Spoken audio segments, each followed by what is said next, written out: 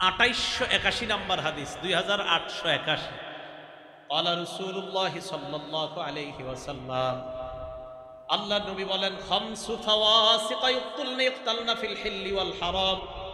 পাঁচটা ফাসেক প্রাণী আছে, এই ফাসেক প্রাণীদেরকে মক্কা শরীফের ভিতরে যেই জায়গায় হত্যা হারাম, রক্তপাত করা হারাম, ওই জায়গায় তাদেরকে মেরে ফেলা যায়। যাচ্ছে রক্তপাত করা যেখানে হারাম, হিল এটাকে হারাম বলা হয়। হারামের একটা এরিয়া আছে কাবা শরীফের পাশে, তো এই জায়গায় রক্তপাত করা জায়েজ নাই। কিন্তু 5 শ্রেণীর দুষ্ট প্রাণী আছে, এদেরকে মারা জায়েজ আছে। এদেরকে ওই জায়গায় মারা কি আছে? এদেরকে বাহিরে মারাও জায়েজ আছে, সেখানে মারাও জায়েজ আছে। 1 নাম্বার আল গোরব, কাক। কি বলেন তো? আপনারা আবার যে কোনো কাকরে মেরে লেন না, এটা ওই জায়গার কথা, মানে দুষ্ট, এরা খুব দুষ্টামি করে। 2 নাম্বার আল হিদআহ, শকুন। হ্যাঁ, শকুন ওই জায়গায় ডিস্টার্ব করে। 3 নাম্বার আল আনকুর, আল কালবুল আনকুর। কালবুল আনকুর মানে হলো দংশনকারী কুকুর। একটা ভালো কুকুর, একটা দংশনকারী, এটা খালি ডিস্টার্ব করে। ওই জায়গায় যদি এরকম থাকে, এটা মারা যায়। এটাকে হাদিসে বলা হয়েছে ফাসেক। এই কুকুর কি বলা হয়েছে? এই কাককে বলা হয়েছে ফাসেক, এই কুকুরকে বলা হয়েছে ফাসেক। আর একটা কি, রাসূল সাল্লাল্লাহু শুকন, এটাকে বলা হয়েছে ফাসেক। রাসূল সাল্লাল্লাহু আলাইহি সাল্লাম বলেন, এগুলো দুষ্ট, এগুলো অনিষ্ট, এগুলো মানুষের ক্ষতি করে। আল ফারা, আরেকটা হলো ইঁদুর। আরেকটা কি বলেন তো? ইঁদুর। এই ইঁদুর এটা খুব ক্ষতি করে। 5 নাম্বার আল আকরাব, বিচ্ছু, বিষাক্ত বিচ্ছু। এইগুলা ফাসেক, নবীজি বলছেন এগুলার হত্যা করা জায়েজ আছে। এখন দেখেন, ফাসেক প্রাণী 5 শ্রেণী। এটা যদি দুষ্টামি করে, কাক, শকুন যদি দুষ্টামি করে, কুকুর যদি দুষ্টামি করে, ইঁদুর যদি দুষ্টামি করে, বিচ্ছু যদি দুষ্টামি করে, হাদিসে এইগুলারে ফাসেক বলা হয়েছে। তো হাদিসে দুষ্টামির কারণে এরা যদি ফাসেক হয়, কোনো মুসলমান যদি ইসলামের বিধান না পালন করে, অন্যান্য দুষ্টামি করে, সেও ফাসেকের খাতায় নাম যাবে। সেও কিসের খাতায় নাম যাবে? ফাসেক। ইসলামের বিধিবিধান না মানলে সেও ফাসেক হয়ে যাবে। এখন ফাসেক কারা? আল্লাহ বলেন, আল্লাযীনা ইয়ানকুদুনা আহদাল্লাহি মিন বাদি মিসাকি। 1 নাম্বার, যারা আল্লাহর সাথে ওয়াদা করার পরে ওয়াদা ভঙ্গ করে, এরা হলো ফাসেক। আসতেছি আমি কথায়। 2 নাম্বার, ওয়ায়াকতাউনা মা আমারাল্লাহু বিহি আইয়ুসালাহ। আল্লাহ যা জোড়া লাগাইতে বলছে, এটা যারা ছিন্ন করে, তারাও ফাসেক। 3 নাম্বার, ওয়ায়ুফসিদুনা ফিল আরদ, জমিনের মধ্যে যারা অশান্তি সৃষ্টি করে, তারাও ফাসেক। তাহলে 1 নাম্বার, আল্লাহর ওয়াদা রক্ষা যারা করে না, তারা ফাসেক। 2 নাম্বার, আল্লাহ যা জোড়া লাগাইতে বলে, তারা তা ছিন্ন করে, তারাও ফাসেক। 3 নাম্বার, জমিনের মধ্যে যারা অশান্তি সৃষ্টি করে, তারাও ফাসেক। তারাও কি বলেন তো? ফাসেক। এবার শোনেন, জাফর রহমতুল্লাহি আলাইহি, ঐতিহাসিক তাফসীর কারক, নাম কি বলেন তো? জাফর। উনি বলেন, মুনাফিকের বিখ্যাত 6টা আলামত আছে। ওই মুনাফিক, যেই মুনাফিকরা দুনিয়ার মধ্যে খুব প্রভাব নিয়ে চলে, তাদের 6টা আলামত। তিনি বলেন, দুনিয়ার মধ্যে একদল মুনাফিক আছে, যারা মানুষের সামনে খুব ভাব নিয়ে চলে, খুব দেমাগ নিয়ে চলে, খুব দেমাগ নিয়ে চলে। তাদের আলামত হলো 6টা। ধরে বলেন কয়টা? 1 নাম্বার, ইজা হাদ্দাসু কাযাবু, তারা কথা বললে মিথ্যা কথা বলে। 2 নাম্বার, ইদা ওয়াদু আখলাফু, তারা যখন ওয়াদা করে, ওয়াদা খেলাফ করে। 3 নাম্বার, ইদা তুমিনু খানু, তাদের কাছে আমানত রাখলে আমানতের খেয়ানত করে। 4 নাম্বার, ওয়ানাকাদু আহদাল্লাহ, তারা আল্লাহর সাথে যে ওয়াদা করে, ওই ওয়াদা তারা ভঙ্গ করে। 5 নাম্বার, ওয়াকাতউ মা আমারাল্লাহ, আল্লাহ যা জোড়া লাগাইতে বলে, এটা ছিন্ন করে। 6 নাম্বার, ওয়া আফসাদু ফিল আরদি, দুনিয়ার মধ্যে অশান্তি সৃষ্টি করে। এটা হলো দুনিয়ার মধ্যে প্রভাব বিস্তারকারী মুনাফিকের এই 6টা আলামত। যে মুনাফিক ভাবসাব নিয়ে থাকে, এবং আমরাও জানি এটা যে মুনাফিক, সবাই জানে যে এটা ইমানদার নাম দিছে, যদিও যে এটার মধ্যে বাটপার আর কেউ নাই। তো জাফর রহমতুল্লাহ আলাইহি বলেন যে এটার মধ্যে তোমরা 6টা আলামত পেয়ে যাবা। এটা কথা বললে মিথ্যা বলবে। 2 নাম্বার, এটা ওয়াদা করলে খেলাফ করবে। 3 নাম্বার, এটার কাছে আমানত রাখলে খেয়ানত করবে। 4 নাম্বার, এটা আল্লাহর সাথে ওয়াদা খেলাফ করবে। 5 নাম্বার, আল্লাহ যা জোড়া লাগাইতে বলছে, এটা তারা ছিন্ন করবে।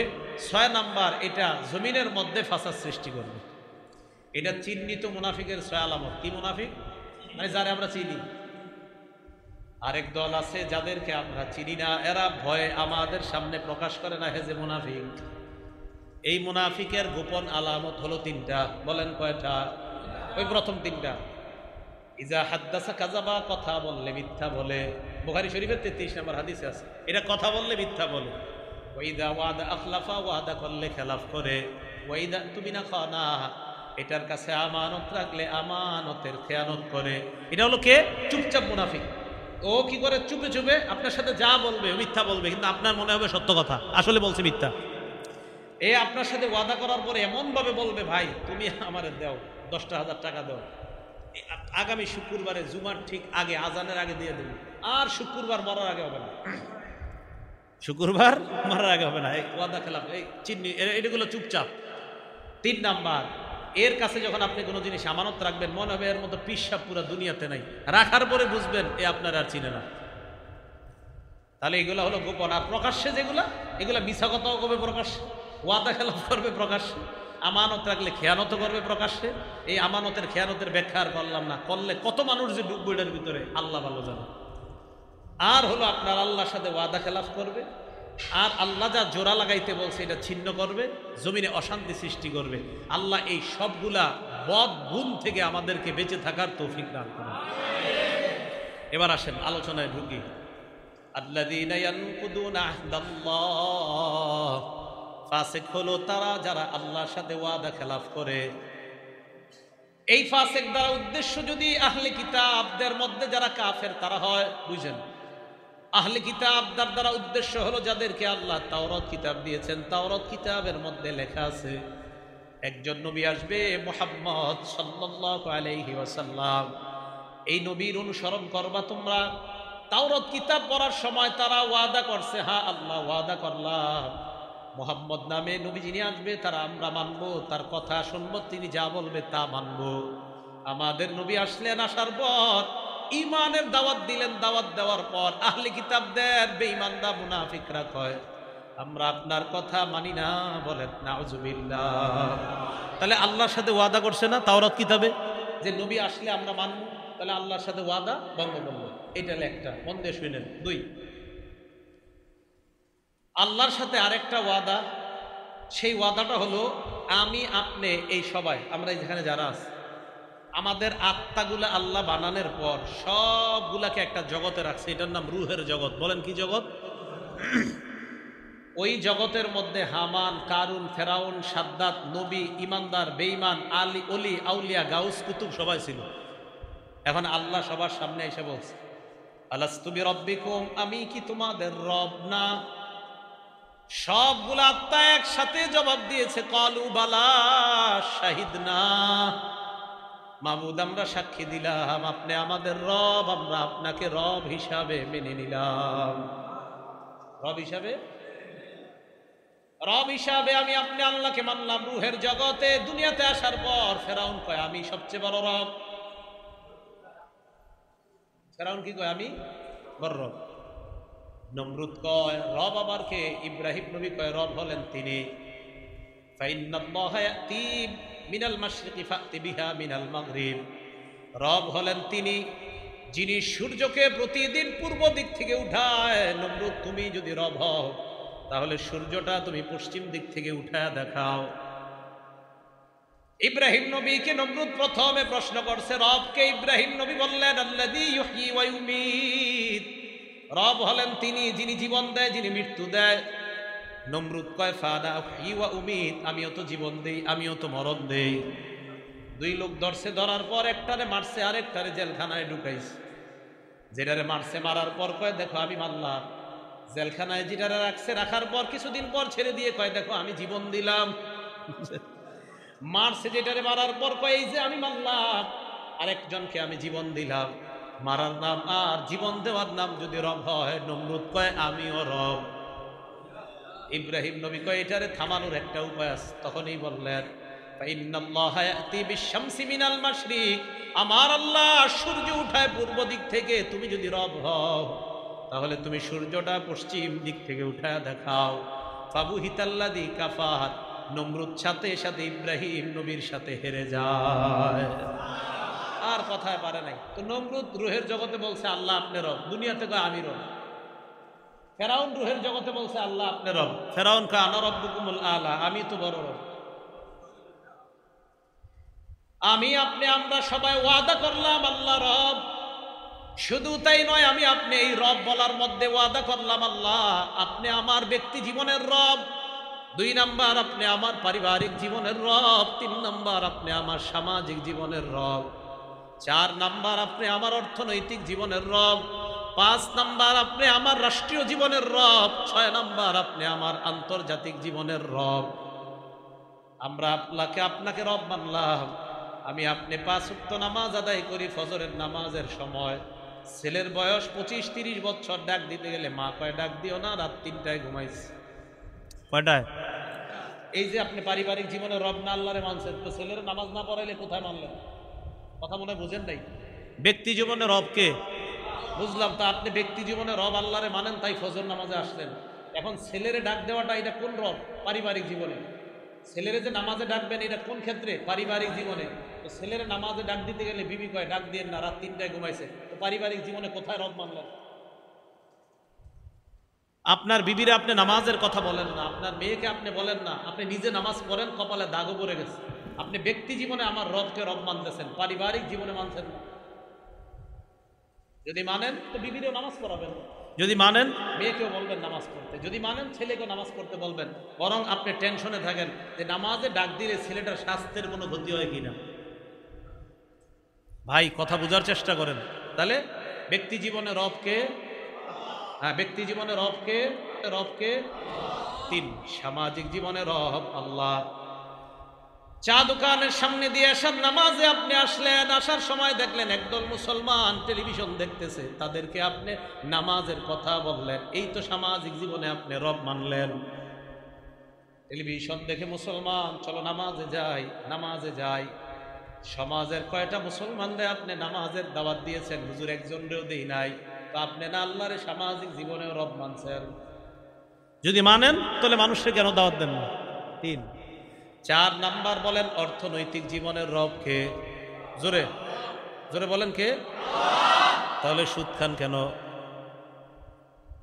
হ্যাঁ, এই তো ধরা খেয়ে গেল। তো সুদ খান কেন? আল্লাহ না অর্থনৈতিক জীবনের রব, তো সুদ মানুষ কেন খায়? বেশি টাকার জন্যই তো, নাকি? তো আপনারা রব মানছেন আল্লাহরে, আল্লাহ তো আপনার ব্যবস্থা করবে, তাহলে আপনি অতিরিক্ত এই সুদ হারাম কেন খান? তাহলে অর্থনৈতিক জীবনের রব কে? যদি বলেন আমি আল্লাহরে অর্থনৈতিক জীবনে রব মানলাম, তাহলে কোনো মুসলমান সুদ খাইতে পারে না, কারণ আমার অর্থনৈতিক জীবনে কি হবে না হবে জানে আমার আল্লাহ। আমি হালাল পথে চেষ্টা করে যাব, দেওয়া না দেওয়ার মালিক হলেন আমার আল্লাহ। এই অর্থনৈতিক জীবনের রব। তাহলে হুজুর যদি খতিব সাহেব মিম্বরের মধ্যে বসে সুদের ওয়াজ করে, জুমার থেকে বের হওয়ার পর এলাকার 10 জনকে নিয়ে তার চাকরি খাওয়ার আর চিন্তা করবেন? হ্যাঁ করবেন? চাকরি খাওয়ার চিন্তা সারায় সুদের ওয়াজ করলেই পরের দিন এলাকায় শুরু হয়ে যায় কি হুজুর আর ওয়াজ খুঁজে পায় না, হুজুর আর ওয়াজ খুঁজে পায় না। আরে 20 বছর উনি খতিব মসজিদের, তো 20 বছর পরে একদিন সুদের ওয়াজ শুরু করছে। তো হুজুরে বলতেছে ভাই কিছু হারামের সম্পর্ক মুখের সাথে, কিছু হারামের সম্পর্ক খাদ্যের সাথে, কিছু হারামের সম্পর্ক আত্মীয়তার সাথে, কিছু হারামের সম্পর্ক আমলের সাথে হুজুর ওয়াজ শুরু করছে। এই এলাকায় শুরু হয়ে গেছে, হুজুর আপনি 20 বছর তো ভালোই ছিলেন, ইদানিং আবার কি শুরু করলেন এক ওয়াজ, খালি হারাম আর হারাম, হারাম আর হারাম, এই ওয়াজ কেন শুরু করছেন? তাহলে মন থেকে বলেন আমাদের অর্থনৈতিক জীবনে রব কে? তাহলে আমার জীবনে প্রত্যেকটা অর্থ 1 টাকা হোক, 100 হোক, 1 কোটি হোক, এটা কি হালাল হবে না হারাম হতে হবে? হারাম। হারাম হতে, যদি হারাম হয় 1 টাকা, আর যদি হারাম হয় 1 টাকা, তাহলে বলেন তো এই হারাম 1 টাকা হওয়া মানে এটা সুদের অন্তর্গত বা যে কোনো পন্থায় এটা হারাম হওয়া, আর এই হারামটা আমি আমার পকেটে ঢুকাবো না। কেন? কারণ আমি আমার অর্থনৈতিক জীবনেও রব মেনে নিয়েছি কাকে? আমার আল্লাহ আমার হালাল রিজিকের ব্যবস্থা করবে। 4, 5 আপনি আমার রাষ্ট্রীয় জীবনের রব। রুহের জগতে বলছি আল্লাহ আপনি আমার রব, মানে আপনি আমার রাষ্ট্র জীবনের রব। রাষ্ট্রের মধ্যে যেন কোরআন সুন্নাহ কায়েম হয়ে যায়। কয়দিন দোয়া করছেন? বুঝেন? কোরআন বুঝেন? বুঝেন না। রাষ্ট্রীয় জীবনে যেন রব হয়, কয়দিন দোয়া করছেন? উল্টা আপনারা কোন হুজুর ওটা কি ইসলামের মধ্যে আছে? এই যে আপনারা গৌরীপুর গেলেন, নবীজির ব্যঙ্গ করার প্রতিবাদে মিছিল করলেন, এটা কি ইসলামে আছে? আপনি শুরু করে দিয়েছেন এই কথা। তাহলে রাষ্ট্রীয় জীবনেও রবকে, তাহলে আমার রাষ্ট্রে যেন আমার রবের বিধান কায়েম হয়ে যায়, এই জন্য দোয়া করা, চেষ্টা করা। 6 নাম্বার, আন্তর্জাতিক জীবনে রবকে, এই জন্য সারা পৃথিবীর মধ্যে যেন ইসলাম কায়েম হয়ে যায় এই চেষ্টা করা। কেন? কারণ ইসলাম যদি পুরা দুনিয়ার মধ্যে কায়েম হয়ে যায় তাহলে পুরা দুনিয়াটা শান্তিময় দুনিয়া হয়ে যাবে। ইসলাম শান্তি, তাহলে রাষ্ট্রে ইসলাম কায়েম হওয়া মানে শান্তি কায়েম হওয়া। ইসলাম এমন এক ধর্ম যেই ধর্ম সকল ধর্মের মানুষের শান্তি নিশ্চিত করে। এই ধর্মের নাম কি? ইসলাম। মনে থাকবে তো? তাহলে এবার সুন্দরভাবে বলেন, আমার ব্যক্তি জীবনে রবকে, পারিবারিক জীবনে রবকে, সামাজিক জীবনের রবকে, অর্থনৈতিক জীবনের রবকে, রাষ্ট্রীয় জীবনের রবকে, আন্তর্জাতিক জীবনের রবকে। তো মাশাআল্লাহ বুঝে আসছে। রুহের জগতে আমরা বলছি আল্লাহ আপনি আমাদের রব। এবার আল্লাহ কয় আল্লাযীনা ইয়ানকুদুনা আহদাল্লাহি মিন বাদি মিসাকি, আল্লাহর সাথে ওয়াদা করার পর যারা ওয়াদা ভঙ্গ করে তারা হলো ফাসিক। এই মিয়া তোমরা না আমার সাথে ওয়াদা করছো আমি তোমাদের রব, তোমরা কিভাবে এই ওয়াদা ভঙ্গ করো? যদি ওয়াদা ভঙ্গ করো তাহলে তোমরাও ফাসিক। এই হলো আরেকটা, তাহলে ওয়াদা ভঙ্গ করা যাবে না। এবার আসেন আরেকটা, কি ওয়াদা ভঙ্গ দ্বারা উদ্দেশ্য? মুফাসসিরিনে কেরাম লেখছেন ইমতিসালু আওয়ামিরিল্লাহ ওয়াল ইজতিনাবু আন নাওয়াহিল্লাহ। আল্লাহর সাথে ওয়াদা হলো আল্লাহর সমস্ত পালনীয় বিধানগুলা পালন করা, আল্লাহর সমস্ত নিষিদ্ধ বিষয়গুলা থেকে বেঁচে থাকা। আল্লাহর সাথে ওয়াদা মানে হলো আল্লাহর আদেশগুলা পালন করা, আল্লাহর নিষেধগুলা থেকে বেঁচে থাকা। বাংলাটা বলেন, আল্লাহর সাথে ওয়াদা মানে আল্লাহর আদেশগুলা পালন করা, মেনে নেওয়া, হ্যাঁ, আর আল্লাহর নিষেধগুলা থেকে বেঁচে থাকা। এবার সূরা হাশরে যাইতে হলে আল্লাহ বলেন মা আতাকুমুর রাসূলু ফাখুযুহু, নবী তোমাদেরকে যা দিয়েছেন তোমরা তা গ্রহণ করো।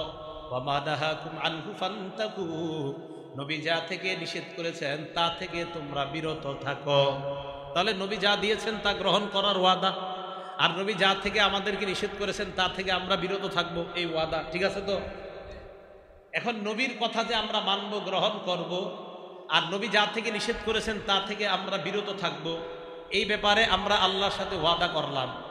এখন নবী আমাদেরকে যা দিবে আমরা গ্রহণ করতে রাজি আছি ইনশাল্লাহ। আমাদের নবী দুনিয়ার মধ্যে আমাদের জন্য 2টা জিনিস রেখে গেছেন, বলেন কয়টা? 1 নাম্বারের নাম কোরআন, বলেন কি? 2 নাম্বার সুন্নাহ, বলেন 2 নাম্বার। 1 নাম্বার, 2 নাম্বার সুন্নাহ। হ্যাঁ, এই বয়ান কেন করতেছি খুব ভালো করে বুঝেন। আপনাদের সামনে এমন এক ফিতনা আসতে পারে যেই ফিতনা এসে আপনাদেরকে বলবে কোরআন থাকতে আবার সুন্নতের কি দরকার, কোরআন থাকতে আবার হাদিসের কি দরকার। এই ফিতনা আপনাদের সামনে এসে বলবে, এবং ফেসবুকে আপনাদেরকে অনেকে বন্ধু বানায়ও ফেলছে, যারা আপনারে ফেসবুকে দাওয়াত দিচ্ছে যে কোরআন থাকতে আবার হাদিসের কি দরকার, এবং ওই দাওয়াত পাওয়ার পর থেকে আপনি চেঞ্জ হয়ে গেছেন অনেক। এখন শোনেন, আমি আর আপনি না কোরআনে ওয়াদা করছি নবী যা দিবে এটা গ্রহণ করব, ওয়াদা করছি না? তা আপনি কোরআন কই মানলেন? আমি কোরআন মানি, তো কোরআন মানলেন কই? কোরআন যদি মানেন তো রসুল যা দিছে 2টাই গ্রহণ করতে হবে। রসুল কয়টা দিছে? কোরআন সুন্নাহ, কোরআন সুন্নাহ। দলিল সহিহুত তারগিব 40 নম্বর হাদিস। ক্বালা রাসূলুল্লাহ সাল্লাল্লাহু আলাইহি ওয়াসাল্লাম তারাকতু ফীকুম মা ইন ইতাসামতুম বিহি ফালান তাদিল্লু আবাদা। আমি তোমাদের কাছে এমন 2টা জিনিস রেখে গেলাম, যদি তোমরা আঁকড়ে ধরতে পারো তোমরা পথভ্রষ্ট হবে না। 1 নাম্বার কিতাব আল্লাহ, আল্লাহর কিতাব। 2 নাম্বার সুন্নাত নবী, আল্লাহর নবীর সুন্নাত। তাহলে বলেন আল্লাহর কোরআনের মধ্যে আল্লাহ বলছে নবী যা দিয়েছেন গ্রহণ করো। আমি আপনাদের কাছে জানতে চাই আমাদের নবী আমাদেরকে কয়টা জিনিস দিয়েছেন? কোরআন সুন্নাহ। মাশাআল্লাহ। এখন যদি কেউ আপনাদেরকে বলে শুধু কোরআন মানো, আপনি বলবেন না, কোরআনও মানতে হবে, সুন্নতও মানতে হবে। কোরআনও মানতে হবে। হ্যাঁ বলবে কেন? আপনি বলবেন কোরআনে আল্লাহ বলছে তাই। হ্যাঁ বলবে কোরআনে কি বলছে আল্লাহ? আপনি বলবেন আল্লাহ কোরআনে বলছে নবী যা দেয় এটা গ্রহণ করো, আর আমার নবী দিছে 2টা, কোরআন এবং সুন্নাহ। সোজা হিসাব। আবার বলছি, এই ছেলে শুধু কোরআনের কথা বলতেছে, আমারে আপনারা দাওয়াত দিচ্ছে মনে করেন, ভাই শুধু কোরআন মানলেই তো চলে, হাদিসের কি দরকার? তা আমরা পাল্টা বলবো, জি ভাই আমরা কোরআন মানি, কোরআন মানি বলেই হাদিস মানি। আবার উনি বলবে শুধু কোরআন মানো, তখন আমরা জবাব দেব ভাই আমরা কোরআন মানি, আর কোরআন মানি বলেই হাদিসও মানি। তো হে বলবে এটা কেমনে? তখন আমরা বলবো সূরা হাশরে আল্লাহ বলছে নবী যা দিয়েছে এটা গ্রহণ করো। তো সূরা হাশরের ওই কথা অনুযায়ী নবী আমগরে দিয়েছে দুইটা, কোরআন এবং সুন্নাহ। তাই কোরআন অনুযায়ী আমরা কোরআন এবং সুন্নাহ দুইটা গ্রহণ করলাম। মনে থাকবে নি কথাটা? এখন রাসূল আকরাম সাল্লাল্লাহু আলাইহি ওয়াসাল্লাম এক হাদিসের মধ্যে জানায়া গেছে এমন একটা জামানা আসবে যেই জামানায় মানুষ আমারে আপনারে শুধু কোরআন দিয়া ধোকা দিতে চাইবে আর বলবে হাদিসের কোনো দরকার নাই। নাউজুবিল্লাহ বলেন। কিতাবের নাম ইবনে মাজাহ, হাদিস নাম্বার 12। আপনাদেরকে কেউ ফেসবুকে দাওয়াত দিলে নগদ বলবেন যে ইবনে মাজার 12 নাম্বার হাদিসে নবীজি বলছে। কি বলছে? ক্বালা রাসূলুল্লাহ সাল্লাল্লাহু আলাইহি ওয়াসাল্লাম, আল্লাহ নবী বলেন ইউশিকুর রাজুলু মুত্তাকিআন আলা আরিকাতি, এমন একটা জামানা আসবে যেই জামানায় মানুষ সিংহাসনের উপর আসন দিয়ে বসবে। ইউহাদ্দাসু বিহাদিসিম মিন্নি, আমার হাদিস তার সামনে পেশ করা হবে। হাদিসের দাওয়াত দেওয়ার পর ওই ব্যক্তি বলবে বাইনানা ওয়া বাইনাকুম কিতাবুল্লাহ, আমাদের মাঝে কোরআন আছে, কোরআন থাকতে হাদিসের কি দরকার? বলেন নাউজুবিল্লাহ। দেখেন এই লোকরে হাদিস বললে বলবে হাদিসের কি দরকার, কোরআনই তো যথেষ্ট। আবার আপনারে বুঝাবে ফামা ওয়াজাদনা ফীহি মিন হারামিন হারামনা, কোরআনের হারাম মানলেই তো হয়। ওয়া ওয়াজাদনা ফীহি মিন হালালিন ইস্তাহলালনা, কোরআনের হালাল হালাল মানলাম, কোরআনের হারাম হারাম মানলাম, হাদিসের কি প্রয়োজন?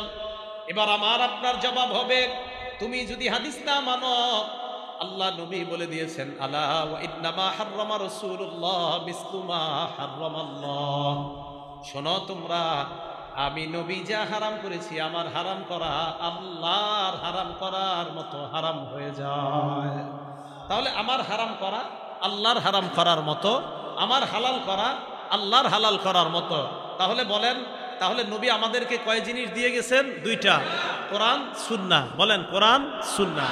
এখন আসবে আরো প্রশ্ন। কি প্রশ্ন? যে জুমার নামাজের দিন যে আপনারা আজান দেন, 2 আজান, কয় আজান? আরে জুমার আগে কয় আজান হয়?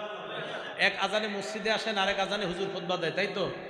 এখন আবার আরেক দল আপনারে বলবে জুমার নামাজের আজান যে 2টা দেন এটা আবার কই পাইলেন? কত সমস্যা। উনি আপনাকে বলবে এক আজান সুন্নত, নবীর সুন্নত, আরেক আজান কই পাইলেন? আপনি জবাব দিবেন জুমার নামাজের দিন এক আজান নবীর সুন্নত, কথাটা সত্য। আরেক আজান হযরতে উসমানের সুন্নত। বলেন এক আজান নবীর সুন্নত, কার সুন্নত? আরেক আজান কার সুন্নত? উসমান রাদিয়াল্লাহু তাআলা আনহুর সুন্নত। এবার আপনাকে পাল্টা প্রশ্ন করবে নবীর সুন্নত মানি বুঝতে পারলাম, উসমানের সুন্নত যে মানো এটার কোনো দলিল আছে কিনা?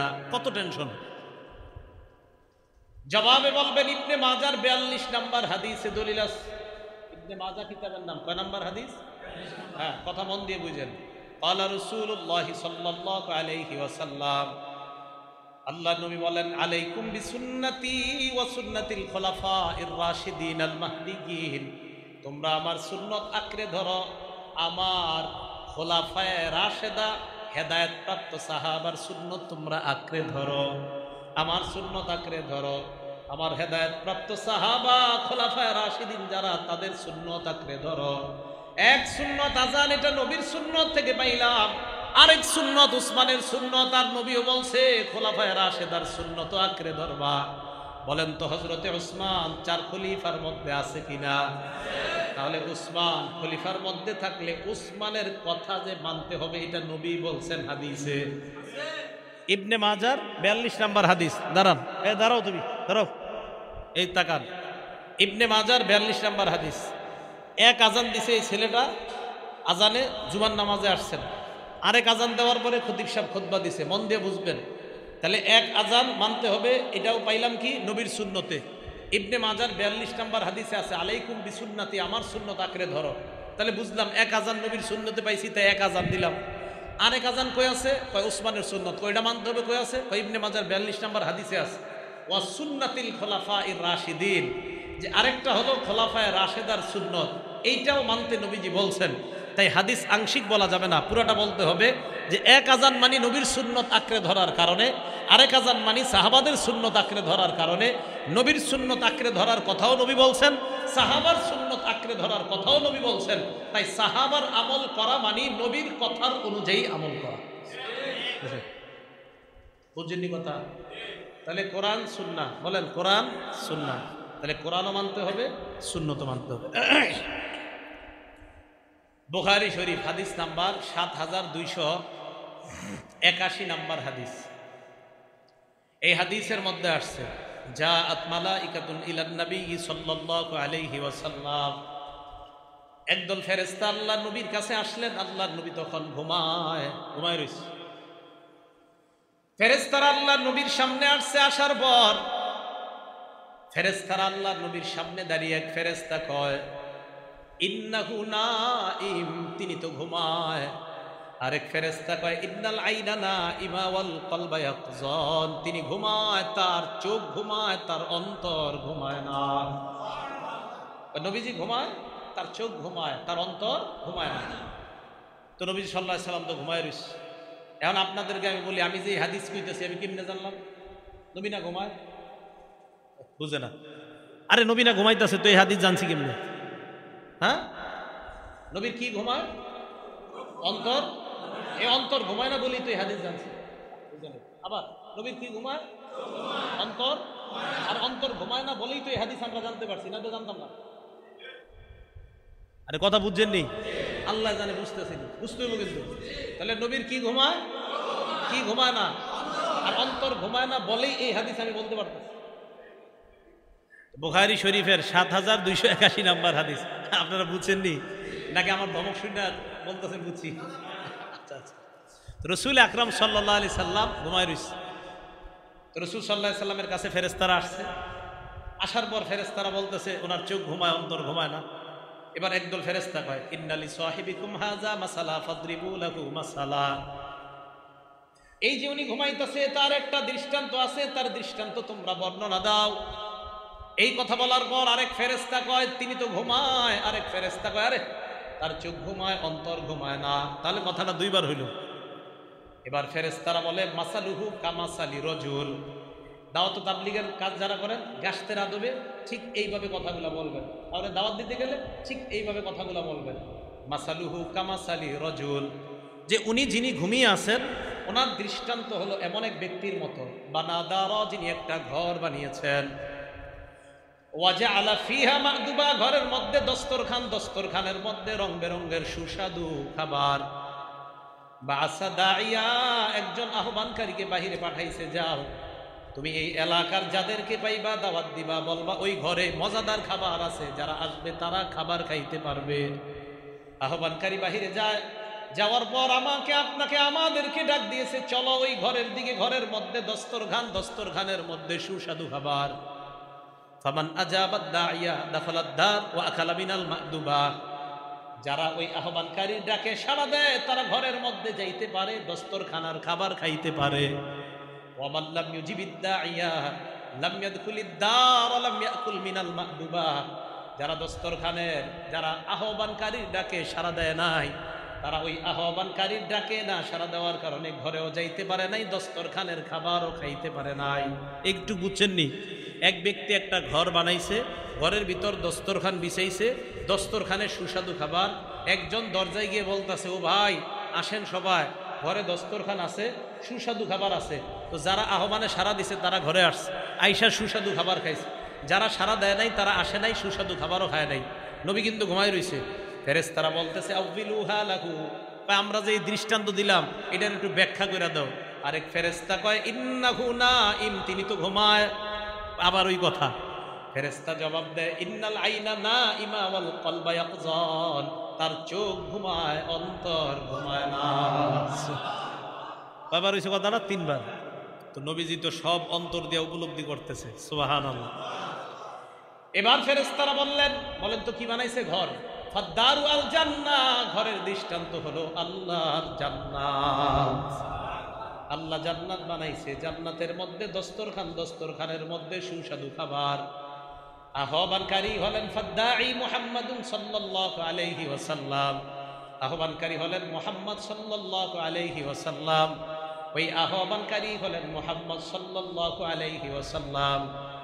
নবীর ডাকে যারা সাড়া দিবে, নবী আমাকে আপনাকে এই তিতাসের মুসলমান আমাদেরকে নবী ডাকতেছেন, চলো তোমরা ওই জান্নাত নামক ঘরের দিকে, দস্তরখান বিছানো আছে।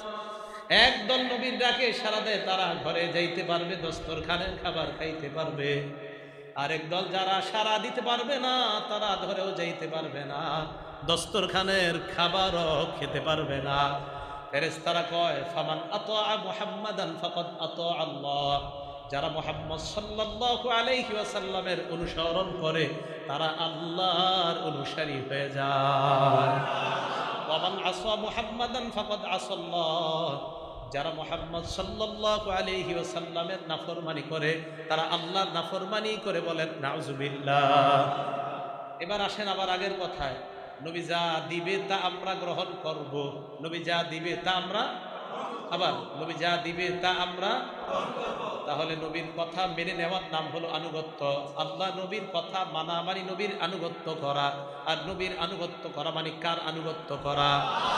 এখন যদি কেউ বলে শুধু কোরআন মানি হাদিস মানি না, তাহলে বুঝতে হবে এই লোক হলো মুনাফিক মার্কা বেঈমান। শুধু কোরআন শুধু হাদিস, কেউ যদি বলে আমি শুধু হাদিস মানি কোরআন মানি না, কেউ যদি বলে আমি শুধু কোরআন মানি হাদিস মানি না, আমরা জবাব দিব, ভাই তুমি তোমার মত লয়ে থাকো, আমরা কোরআন হাদিস দুইটাই মানি, আমরা কোরআন হাদিস।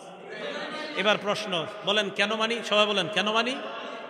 কারণ কোরআনের ওই তো মাশাআল্লাহ, আল্লাহ তো বলছে ধরতে, নবী যা দিবে তা ধরো। মাশাআল্লাহ, কি আপনি হুজুরে কইছেন? আপনি না, সাধারণ লোক কইলে ভালো লাগতো কথাটা। কেন মানি? আল্লাহ বলছে তাই মানি। আল্লাহ বলছে নবী যা দিবে তা ধরবা, তাহলে আমরা নবীর কথা কেন মানি? আল্লাহ বলছে নবী যা দিবে তা গ্রহণ করতে, তাই মানি। আচ্ছা, না মানলে সমস্যা কি? এবার দেখেন প্রথম সমস্যাগুলো দেখেন। সূরা নিসা আল্লাহ বলছে, ফানকিহু মা তাবা লাকুম মিনান নিসা, নারীদের মধ্যে যাদেরকে পছন্দ হয় তাদেরকে বিয়ে করো। তার মানে কি প্রেম করবেন? না না, মানে আপনার বাবা মা আপনার নিয়ে যাবে, নিয়ে যাওয়ার পর দেখাবে, পছন্দ হলে বিয়ে করবেন, বিষয়টা এরকম না। তাহলে বিয়ে করো, পাইলাম।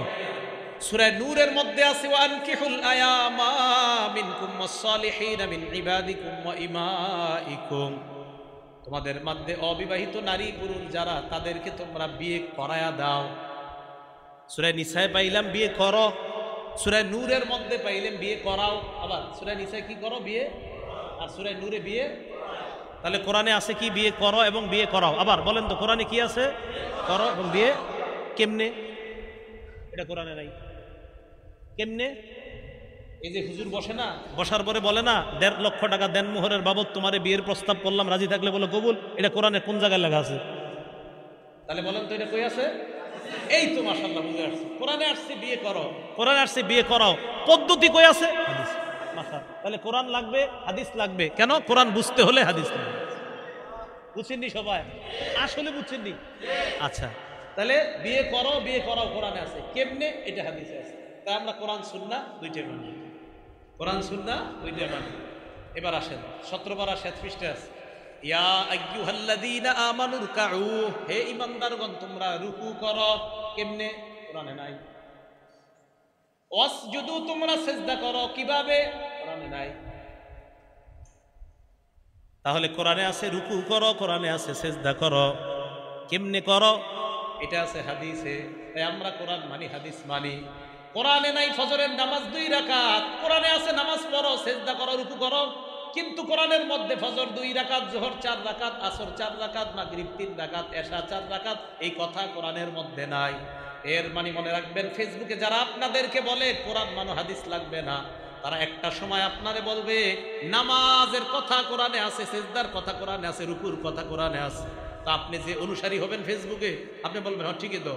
তা আপনার উনি ফেসবুকে বলবে তুই কি করে আসছো তখন? তো আপনি বলবেন আমি এশার নামাজ করে আসছি। হ্যাঁ মিয়া, এশার নামাজ কয় রাকাত পড়ছো? তো আপনি বলবেন 4 রাকাত, এরপরে 2 রাকাত, এরপরে 3 রাকাত।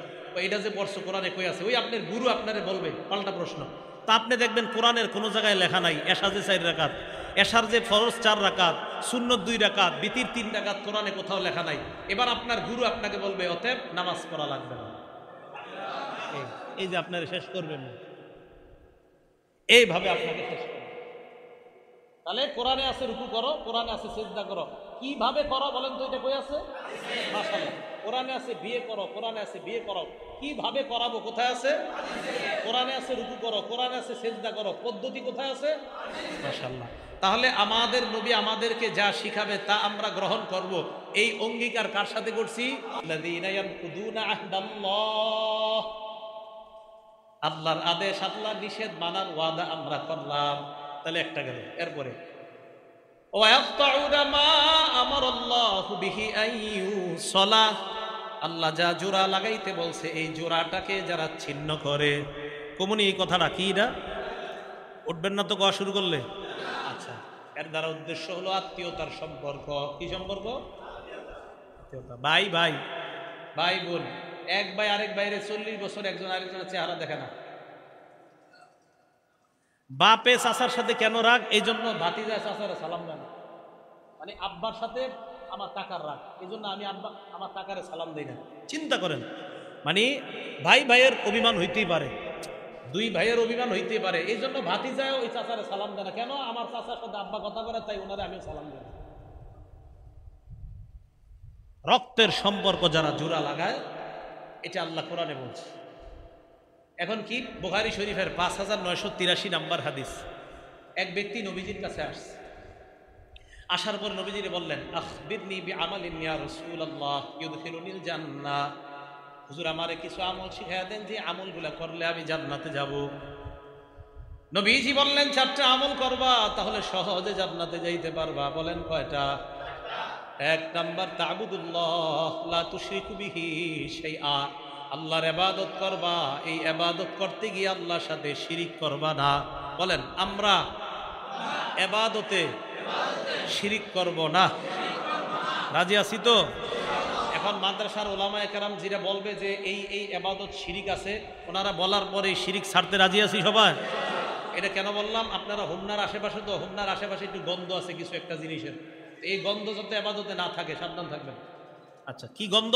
এটা হুজুররা কইব। এই হলো আপনার 1 নাম্বার, ইবাদত করো, শিরিক করবা না। 2 নাম্বার তুকিমুস সালাত, নামাজ পড়বা। 3 নাম্বার তুতিজ যাকাত, যাকাত আদায় করবা। 4 নাম্বার তাসিলুর রহিম, রক্তের সম্পর্ক রক্ষা করবা। মরবা আল্লাহর জান্নাতে প্রবেশ করবা। রক্তের সম্পর্ক রক্ষা করবা। সহিহ বুখারী হাদিস নাম্বার 5984 নাম্বার হাদিস। قال رسول الله صلى الله عليه وسلم لا يدخل الجنة قاطع, রক্তের সম্পর্ক ছিন্নকারী জান্নাতে প্রবেশ করবে না। বলেন নাউজুবিল্লাহ। সহিহ বুখারী হাদিস নাম্বার 5985 নাম্বার হাদিস। قال رسول الله صلى الله عليه وسلم, আল্লাহ নবী বলেন, মান সাররাহু আইয়ুব সাতালাহু ফি রিজকিহি ওয়া ইনসালাহু ফি আসরিহি, কোন মানুষ যদি চায় তার রিজিকে বরকত, তার হায়াতে বরকত, রিজিকে আর হায়াতে বরকত কারা চান? সবাই চান? হাত নামান। বলেন তো কয় জিনিসে বরকত?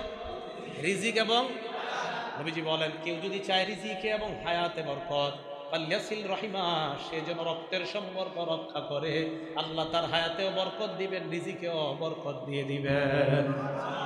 তাহলে কেউ যদি চায় তার রিজিকে বরকত হোক, কেউ যদি চায় তার হায়াতে বরকত হোক, তাহলে সে যেন রক্তের সম্পর্ক করে। বাস্তবিক অর্থে আপনি দেখবেন আপনার যে আত্মীয় স্বজনরা আপনারে দেখতে পারে না, খালি কয় আপনি নাকি তাদের খোঁজ নেন না, কিন্তু আপনি যদি ঠিকই চুপি চুপি তাদের খোঁজ খবর রাখেন, আপনি দেখতেছেন আপনারা তারা ঠকাইতেছে, এরপরে আপনি সম্পর্ক রক্ষা করতেছেন, 10 বছর পর চিন্তা ভাবনা করে দেখবেন আপনি ভালো আছেন তাদের চেয়ে। সত্যি আপনি চিন্তা করে দেখেন আপনি ভালো আছেন, আল্লাহ আপনার ভালো রাখছে। সহিহ বুখারী হাদিস নাম্বার 5987 নাম্বার হাদিস। আল্লাহ যখন এই দুনিয়া পুরাটা বানাইছে, ইন্নাল্লাহা খালাকাল খালকা হাত্তা ইযা ফারাগা মিনাল খালকি, পুরা দুনিয়া বানানোর পর আল্লাহ যখন সৃষ্টি থেকে অবসর হলেন, কামাতির রহিম, রক্তের সম্পর্কটা আল্লাহর সামনে দাঁড়ায় গেছে। সুবহানাল্লাহ। কে দাঁড়াইছে? আরে উনি আর আমি দাঁড়াইছি না, না, সম্পর্কটা দাঁড়াইছে। এটা কেমন দেখতে আল্লাহ জানে। আল্লাহর সামনে দাঁড়াইছে, দাঁড়ানোর পর আল্লাহ হাদা মাকামুল আইজ বিকা মিনাল কতিআ, আল্লাহ আপনার কাছে অভিযোগ করার জন্য দাঁড়াইছি। কি অভিযোগ? মাবুদ যারা রক্তের সম্পর্ক ছিন্ন করে তাদের ব্যাপারে অভিযোগের এটাই তো শ্রেষ্ঠ জায়গা। আল্লাহ কি বলে দেখেন, আমা তারদাইনা আন আসিলা মান ওয়াসালাকি, রক্তের সম্পর্ককে আল্লাহ বলে তুমি কি এতে সন্তুষ্ট না? তোমাকে যারা রক্ষা করবে আমি আল্লাহ তাদেরকে রক্ষা করার ওয়াদা করলাম। ভাই বাংলাটা সুন্দরভাবে বুঝেন, যারা রক্তের সম্পর্ক, আত্মীয়তার সম্পর্ক রক্ষা করবে, আল্লাহ তাদেরকে রক্ষা করবে। ও আমান কত তোমাকে যারা ছিন্ন করবে আমি তাদেরকে ছিন্ন করব, বলেন নাউজুবিল্লাহ। সহিহ বুখারী হাদিস নাম্বার 5990 নাম্বার হাদিস। ক্বালা রাসূলুল্লাহ সাল্লাল্লাহু আলাইহি ওয়াসাল্লাম, আল্লাহর নবী বলেন ওয়ালাকিল্লাহুম রাহিমুন আবুল্লুহা বিবালালিহা। নবীজি বলেন রক্তের সম্পর্কের একটা রস আছে, এই রসের মাধ্যমে আমি নবী রক্তের সম্পর্কটাকে প্রাণবন্ত করে রাখি, সজীব করে রাখি। রক্তের সম্পর্কের একটা রস আছে, তো এই রসের মাধ্যমে আমি রক্তের সম্পর্কটাকে প্রাণবন্ত করে রাখি, সজীব করে রাখি। তো মনে রাখবেন, রক্তের সম্পর্ক যারা রক্ষা করবে তাদের রিজিকে বরকত হবে, তাদের হায়াতে বরকত হবে। কথাটা মনে থাকবে তো সবার?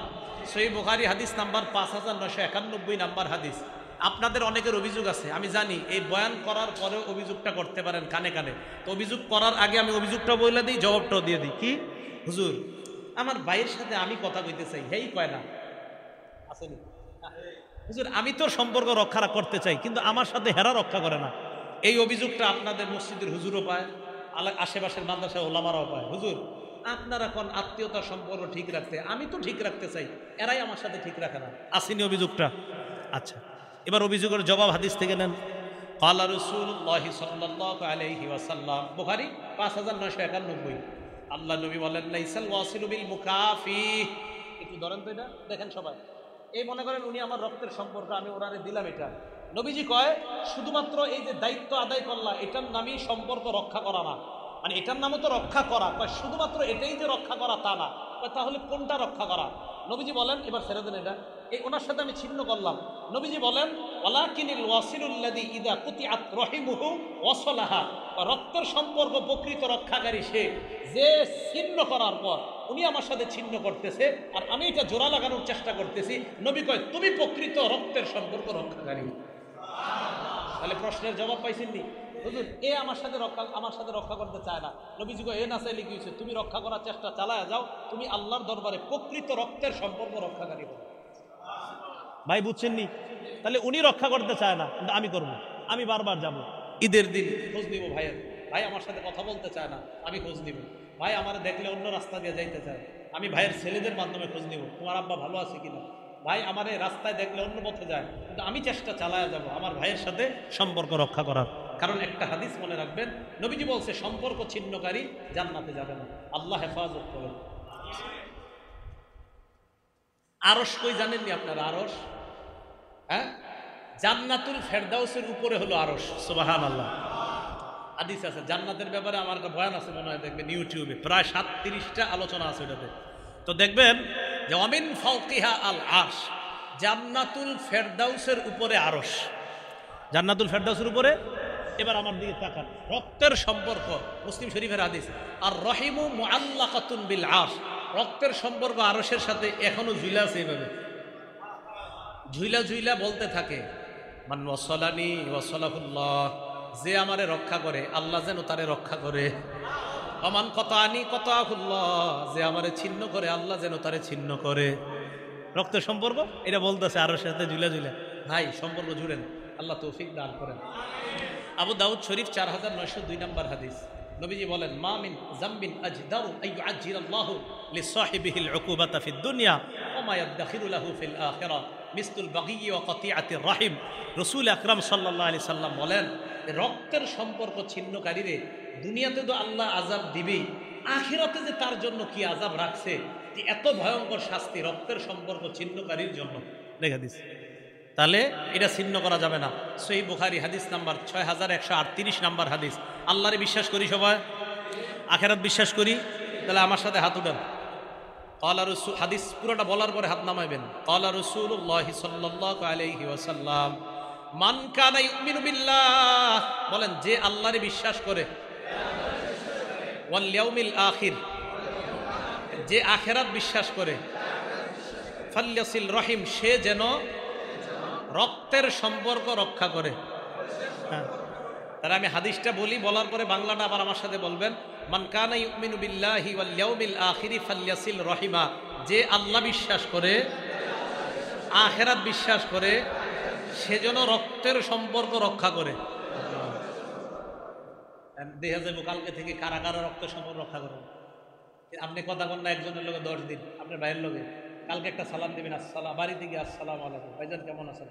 আপনার ভাইয়ে জাহান নামে যাইতে চান, আপনি তো যাইতে চান না, তা আপনি আগে সালাম দিন, আসসালাম আলাইকুম ভাইজান ভালো আছেন, হ্যাঁ সর, বাস আপনার দায়িত্ব আপনি পালন করতেছেন, তাহলে আপনি ইনশাল্লাহ জান্নাতে যাবেন। ইনশাল্লাহ আপনি আপনার দায়িত্ব পালন করেন, আল্লাহ তৌফিক দান করেন। ইবনে মাজা কিতাবের নাম 3251 নম্বর হাদিস 3251 3251 আব্দুল্লাহ ইবনে সালামের বর্ণনা। নবীজি সাল্লাল্লাহু আলাইহি সাল্লাম বলেন 4টা আমল করবা নিরাপদে জান্নাতে যাইবা। বলেন কয় আমলে নিরাপদে জান্নাত, আবার কয় আমলে নিরাপদে জান্নাত। 1 আফশুস সালাম, সালাম দাও। বলেন কি দাও।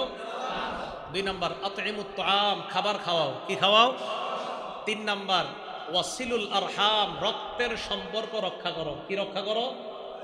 4 নাম্বার ওয়াসাল্লু বিল্লাইলি ওয়ান নাসু নিয়াম, মানুষ যখন রাতে ঘুমায় তাহাজ্জুদের নামাজ পড়ো। তাদখুলুল জান্নাতা বিসালাম, নিরাপদে জান্নাতে প্রবেশ করো। মনে থাকবে নি।